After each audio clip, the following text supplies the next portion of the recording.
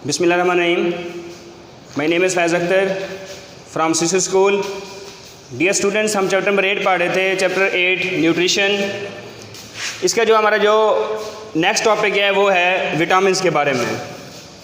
सबसे पहले विटामिन्स होते क्या हैं, फिर उसके बाद हम इसकी 2 कैटेगरीज़ के बारे में बात करेंगे और उसके बाद फिर जो है ना कि उनकी हम एक्सप्लेनेशन की बात करेंगे. हमारे पास जो 2 कैटेगरीज़ होंगी. तो सबसे पहला पॉइंट, विटामिन्स हैं क्या? These are chemical compounds. These are chemical compounds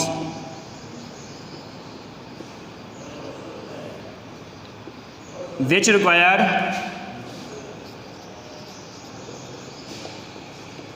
in small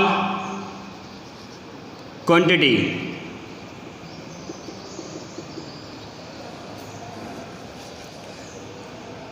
but necessary for growth and metabolism. ये केमिकल कंपाउंड्स हैं जो कि हमें थोड़ी सी मिकदार में ज़रूरत होती हैं, लेकिन ये ज़रूरी हैं हमारी ग्रोथ के लिए और हमारी मेटाबॉलिज्म करने के लिए. तो इन केमिकल कंपाउंड्स को हम नाम देते हैं विटामिन्स. उसके बाद इसकी 2 टाइप्स.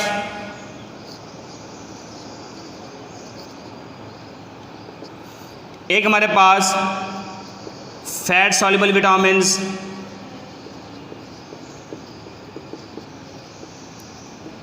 और इसके बाद second water soluble vitamins.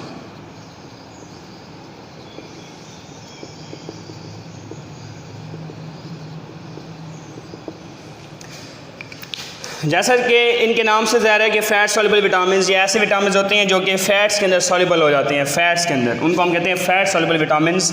For example हमारे पास A, D, E and K, ये हमारे पास फ़ैट सॉल्युबल विटामिन्स हैं. Vitamin A, vitamin D, vitamin E और विटामिन K.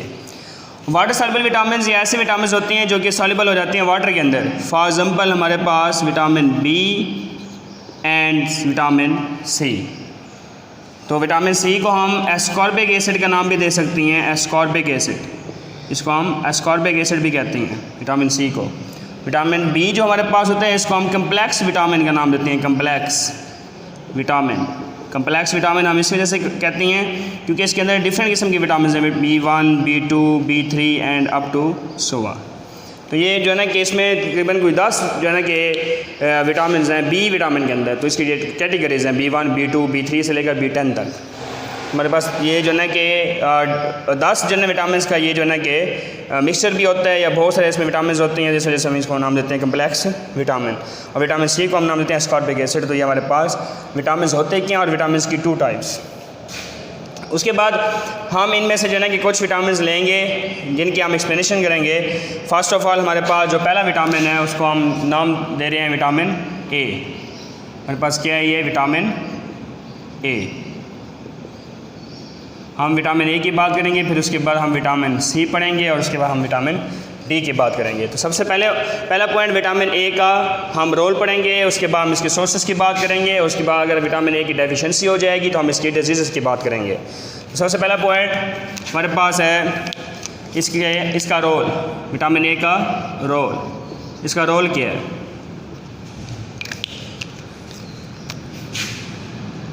विटामिन ए ये प्रोटीन के साथ जो है ना कि रिएक्ट करती है. विटामिन ए प्रोटीन के साथ, एक प्रोटीन है उसका नाम है ऑप्सिन प्रोटीन.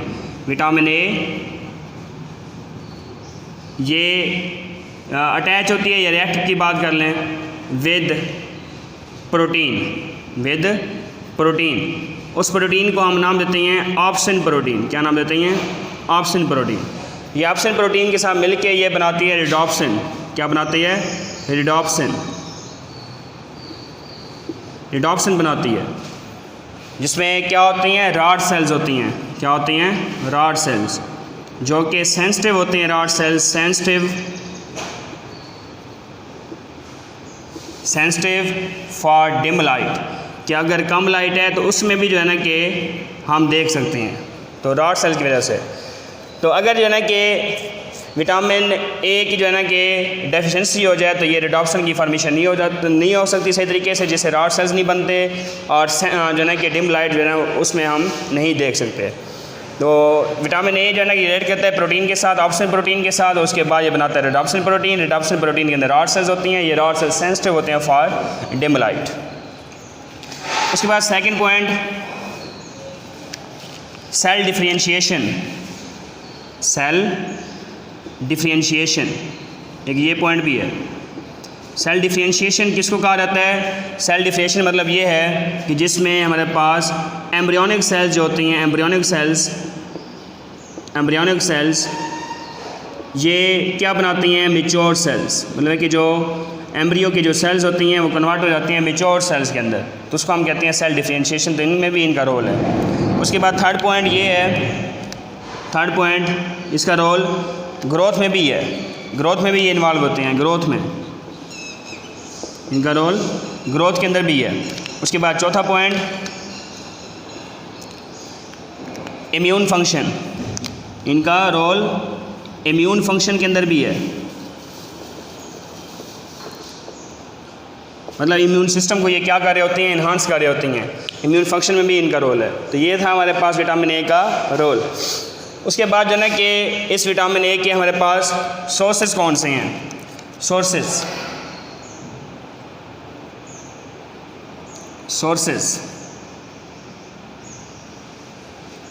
विटामिन ए के क्या सोर्सेज हैं? विटामिन ए ये लीफी वेजिटेबल्स होती हैं, या ग्रीन लीफी वेजिटेबल्स की बात कर लें, या लीफी वेजिटेबल्स ये उनके अंदर पाई जाती हैं। उसके बाद ये येलो फ्रूट्स के अंदर पाई जाती हैं, येलो फ्रूट्स। उसके बाद ये लीवर के अंदर पाई जाती हैं, मतलब कलेजी वगैरह लीवर के अंदर पाई जाती हैं। उसके बाद मिल्क, उसके बाद एग, और उसके बाद हमारे पास बटर, मक्खन। इनमें क्या होता है? Vitamin A. तो ये विटामिन ए क्या बन जाएंगे? सोर्सेज। उसके बाद जो है कि अगर विटामिन ए की डेफिशिएंसी हो जाएगी, deficiency of vitamin A, deficiency of vitamin A, कि अगर विटामिन ए की क्या हो जाए? कमी हो जाए, विटामिन ए की डेफिशिएंसी हो जाए तो उससे क्या हो जाती है? पहला point blindness,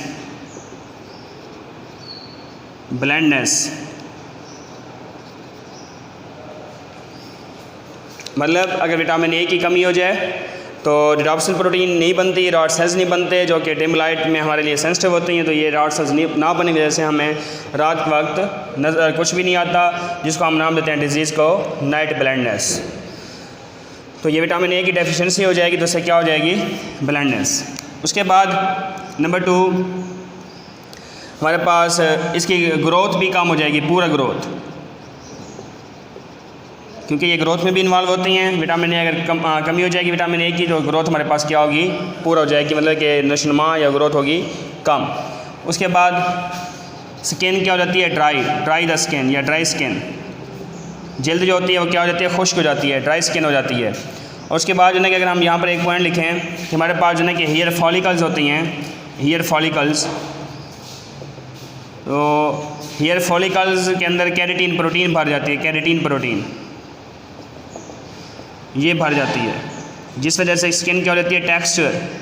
texture the skin, कि जल्द जो है वो खुश्क होना शुरू हो जाती है। तो ये हमारे पास था vitamin A. Next vitamin number 2 vitamin C. Vitamin C की हम बात करेंगे। इसमें विटामिन सी का क्या रोल है, विटामिन सी के क्या सोर्सेज हैं, विटामिन सी की अगर डेफिशिएंसी हो जाए तो इससे कौन कौन सी डिजीज़ क्रिएट हो रही होती हैं, इसकी कमी वगैरह हो जाए। तो सबसे पहले जो है हमारे पास विटामिन सी का क्या है? रोल। विटामिन सी का क्या है? ये रोल कि विटामिन सी का क्या रोल है? इसमें पहला point collagen formation, collagen formation, इसमें कोलेजन की फॉर्मेशन हो रही होती है, कोलेजन फाइबर्स वगैरह जो कि बोन्स और कार्टिलेज के अंदर होते हैं, जिससे बोन्स और कार्टिलेज को क्या मिलती है? स्ट्रेंथ। स्ट्रेंथनेस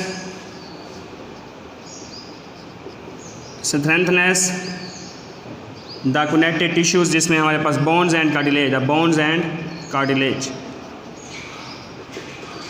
उसके बाद हमारे पास कोलेजन फॉर्मेशन के बाद हमारे पास इम्यून फंक्शन में भी इनका रोल है, इम्यून फंक्शन।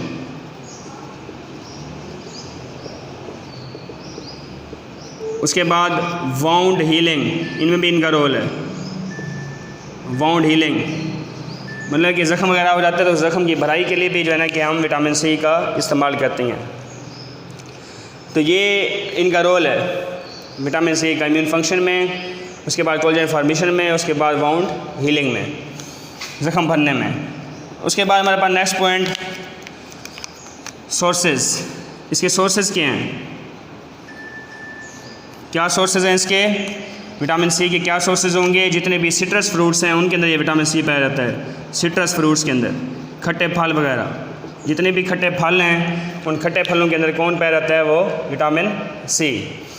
उसके बाद अगर इसकी डेफिशिएंसी हो जाए तो कौन सी डिजीज़ें क्रिएट होती हैं या क्या होता है? इसकी जब कमी होती है, डेफिशिएंसी, जब इसकी कमी हो जाती है क्या होता है? हमारे पास स्कर्वी डिजीज़ होती है, स्कर्वी जिसमें ब्लीडिंग वगैरह हो रही होती है फ्राम गम्स, जो मसूड़े वगैरह होते हैं उनसे क्या होता है? खून रसता रहता है। उसके बाद पुअर वाउंड हीलिंग, ज़ख़म की जो भराई हो रही होती है वो ज़ख़म सही तरीके से भरता नहीं है, इसकी पुअर वाउंड हीलिंग। उसके बाद फैटीग होती है, थकावट हो रही होती है, और उसके बाद bleeding from gums and joints, जोड़ों और मसूड़ों से क्या होता है? खून रसता रहता है, bleeding from gums and joints. तो ये हमारे पास है विटामिन सी। उसके बाद हमारा जो है ना कि लास्ट विटामिन वो है हमारे पास विटामिन डी। सबसे पहले हम विटामिन डी के रोल की बात करेंगे, इसी तरह फिर इसके सोर्सेज, और उसके बाद इसके अगर इसकी डेफिशिएंसी हो जाएगी तो इससे क्या होता है। विटामिन डी का सबसे पहले जो है ना कि रोल, इससे क्या रोल है? ये फॉर्मेशन करती हैं किसकी? या deposition of calcium and phosphorus. तो हम जो फूड वगैरह यूज़ कर रहे होते हैं तो उसमें कैल्शियम और फास्फोरस होती है, तो इंटेस्टाइन से कैल्शियम फास्फोरस को ट्रांसफ़र किया जाता है किसके अंदर? बोन्स के अंदर, जिस वजह से बोन्स और टीथ जो होते हैं वो कैल्शियम और फास्फोरस की वजह से वो क्या हो जाती हैं? स्ट्रेंथनेस उनके अंदर आ जाती है, या वो बहुत ज़्यादा स्ट्रॉन्ग हो जाती हैं, हड्डियाँ स्ट्रॉन्ग हो जाएंगी, टीथ स्ट्रॉन्ग हो जाती हैं। तो यहाँ पर ये पॉइंट है कि ये कैल्शियम फास्फोरस कहाँ से आई? ये जो है ना कि जो हम फूड खुराक वगैरह यूज़ करते हैं, फिर उसके बाद जो है ना कि ये इंटेस्टाइन, आंतें वगैरह, उसमें ये कैल्शियम फास्फोरस आ जाती है, फिर आंतों से इनको डिपॉजिट किया जाता है किसमें? बोन्स के अंदर, हड्डियों के अंदर, जिससे कैल्शियम और फास्फोरस की वजह से हड्डियाँ क्या हो जाती हैं? बहुत ज़्यादा स्ट्रॉन्ग हो जाती हैं, उनके अंदर स्ट्रेंथनेस आ जाती है। तो ये था इसका रोल। उसके बाद जो है ना कि इसमें एक और पॉइंट भी हम डिस्कस कर लेते हैं कि हमारे पास जो हमारी जो जल्द होती है, स्किन होती है, उसके ऊपर जब सनलाइट पड़ती है तो सनलाइट की वजह से जो हमारी जल्द के जो कंपाउंड होते हैं वो क्या बनाते हैं? Vitamin D. स्किन की बात करें, स्किन के ऊपर सनलाइट, फिर उसके बाद जो कंपाउंड होते हैं वो कन्वर्ट हो जाते हैं स्किन के कंपाउंड किस में? विटामिन डी के अंदर, विटामिन डी में ये कन्वर्ट हो जाते हैं। उसके बाद इसके सोर्सेज क्या हैं? हम कहाँ से इनको हासिल कर सकते हैं? फॉर एग्ज़ाम्पल हमारे पास फ़िश लीवर ऑयल, उसके बाद हमारे पास मिल्क, उसके बाद घी, और उसके बाद बटर, मक्खन। तो ये इसके क्या बन जाएंगे? सोर्सेज। और लास्ट हमारा पॉइंट जो है वो क्या है? इसकी डेफिशिएंसी अगर हो जाती है तो क्या होता है, ये हम डिस्कस करेंगे। डेफिशिएंसी का पॉइंट बना लें, या फिर हमारे पास डिजीज़, 2 डिजीज़ क्रिएट होती हैं हमारे पास। एक को हम नाम देते हैं रिकेट्स, क्या नाम देते हैं? रिकेट्स। सेकंड होती है ऑस्टियोमलेशिया, रिकेट्स एंड ऑस्टियोमैलेशिया। तो रिकेट्स किसके अंदर होती है? ये होती है बच्चों के अंदर, चाइल्ड बच्चों में ये और ये होती है। उसके बाद ये होती है अडल्ट के अंदर। उसके बाद जो है ना कि जो बच्चों के अंदर होगी, इससे बोन्स क्या हो जाती हैं? वीक हो जाती हैं, वीक द बोन्स, इसमें हड्डियाँ कमज़ोर हो जाती हैं। एंड बो अंडर प्रेशर, ये थोड़ा सा प्रेशर मिलता है तो उनकी हड्डियाँ क्या हो जाती हैं? टूट जाती हैं। उसके बाद अगर हम बात करें अडल्ट की, तो अडल्ट की जो बोन्स होती हैं ये क्या हो जाती हैं? सॉफ्ट द बोन्स, हड्डियाँ क्या हो जाती हैं? कमज़ोर हो जाती हैं। और उसके बाद इनके अंदर फ्रैक्चर आ जाता है कि थोड़ी सी भी चोट वगैरह लगे तो इसमें क्या हो जाएगा? फ्रैक्चर आ जाएगा, हड्डी टूट फूट का शिकार हो जाएगी। तो ये हमारे पास डियर स्टूडेंट्स टॉपिक था विटामिन के बारे में कि विटामिन होते क्या हैं। फिर उसके बाद हमने इसकी कैटेगरीज या टाइप्स की बात की। Fat soluble vitamin, water soluble vitamin. Fat soluble vitamin हैं कौन कौन से? ए, डी, ई एंड के, जो कि फैट के अंदर सॉल्युबल हो जाती हैं। और उसके बाद water soluble vitamin B and C. तो वाटर सॉल्युबल जो विटामिन होती हैं ये जल्दी ब्रेक डाउन हो जाती हैं, इनकी जब मतलब कि उनको थोड़ी सी भी हीट अगर मिल जाए तो ये टूट जाती हैं और ये जो है ना पानी के ज़रिए जल्दी हमारे बॉडी से बाहर भी निकल जाती हैं। लेकिन फैट सॉल्युबल विटामिन पानी के अंदर सॉल्युबल नहीं होते, इस वजह से ये जो है ना कि टॉक्सिसिटी क्रिएट कर सकती हैं। Water soluble vitamin toxicity create नहीं कर सकते। विटामिन ए के बारे में हमने पढ़ा कि इसका क्या रोल है, ठीक है। उसके बाद हमने जो है ना कि इसके सोर्सेज की बात की, इसकी डेफिशिएंसी अगर हो जाए तो इससे क्या होगा, और विटामिन सी इसका भी रोल, इसके सोर्सेज डेफिशिएंसी, और विटामिन डी इसका रोल, इसके सोर्सेज और इसकी डेफिशिएंसी। Okay, thank you.